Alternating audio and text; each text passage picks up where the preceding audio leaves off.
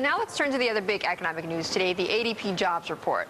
Companies cut 473,000 private jobs in June, more than expected, which doesn't bode well for tomorrow's government jobs report. Even Austin Goolsbee, a White House economic advisor, said today's report is, quote, not good news. Well, joining us now is Joel Prakken. He is the chairman of Macroeconomic Advisors, which together with the ADP published today's jobs report. And Joel, great to see you as always. And by the way, Kathleen staying with me as well. Let me start with jobs, though, Joel. This report, some are saying, could in fact indicate that we may see a surprise on the downside in the government report. What is your expectation? Once the ADP National Employment Report is published, that becomes my best forecast of the subsequent estimate to be released by BLS. So I'm expecting a number tomorrow. It's a day early this month because of the holiday, from BLS to be close to the number that we published today, and hence a bit worse than is expected currently.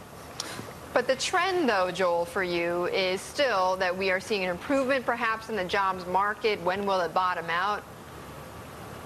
We're seeing an uneven improvement in the sense that job losses during the second quarter this year were not as severe as they were during the first quarter of this year. We've become a little insensitive, I think, to the fact that people are losing jobs at the pace of between 400,000 and 500,000 a month, but at least that pace is abating. I mean, going forward, it's well known that employment lags behind the overall economy, so even if a recovery takes hold sometime this summer, I still expect to see employment declining throughout the rest of this year. So a jobless recovery in many ways. No, not necessarily a jobless recovery, just an empirical regularity that GDP turns up before employment does. Okay, Joel, hang on, because we are going to have you right after the break to talk more, not just about the jobs data, but also about the manufacturing data that we just talked with Kathleen about. What does that indicate in terms of economic recovery? Does Joel see a W, a U, or a V-shaped recovery? All of those questions that are very key for the markets. And as I mentioned right now, the equity markets are rallying despite that jobs report coming in worse than expected. Dow up right now by almost 100 points. So it looks like a good start to the third quarter. And we'll be back in 2 minutes. Keep it here. Meantime, we are back with Joel Prakken. He's the chairman of Macroeconomic Advisors, discussing today's ADP jobs report. And Joel, you know, with the jobs data that we've had, not just today or tomorrow or over the last few months, does any of that indicate to you what kind of recovery we might see in this economy? Is it going to be a sharp acceleration, or are we going to be bumping along for several quarters, if not years? Well, employment is declining, and when employment declines, growth in personal income is restrained, so that continues to be a headwind against which the economy must struggle. But I look for the second quarter to be one of transition. GDP fell sharply in the first quarter. We think it will fall modestly in the second quarter, but begin to grow in the second half of the year in a range of between 2% and 3%. So despite declining employment and the drag that entails on disposable income, the combination of fiscal stimulus from the earlier legislation this year and rapidly improving financial conditions should be enough for the economy to begin expanding in the second half of this year. I think that recovery will be below the historical norm, especially given how sharp the contraction was, because households are still adjusting to a very large decline in net worth that occurred over the last 6 quarters or so. And in addition, there is an excess of unsold homes in the market that continues to press down against construction activity. Joel, one thing that your report is so useful for is getting the breakdown between the largest corporations, medium-sized companies, and then the small businesses that really help drive the economy. For the longest time, large and medium were cutting, small businesses were holding up. What are you seeing when you slice the data that way? Yeah, in this report, and indeed in the reports that we've issued for the last several months, the job losses that we've seen have been widespread. They've occurred in the goods-producing sectors and in the service-producing sectors, and they've occurred on payrolls of all sizes, medium, small, and large. So this is, this is a contraction in jobs that is quite widespread at this point.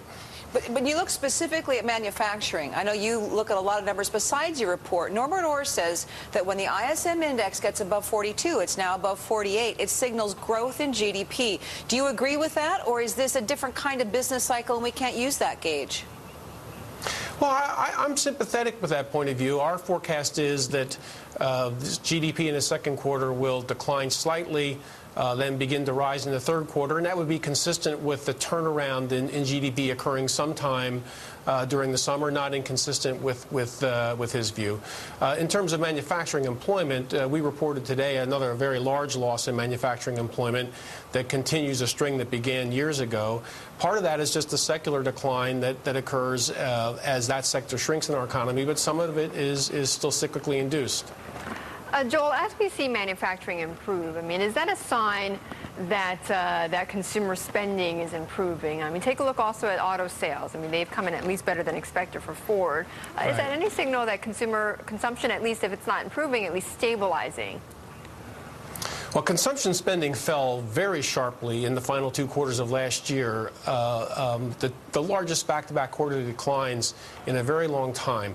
But since then, the indications are the consumption has first stabilized and now is actually rising slightly, and that's very good news because consumer spending still makes up 2/3 of total GDP.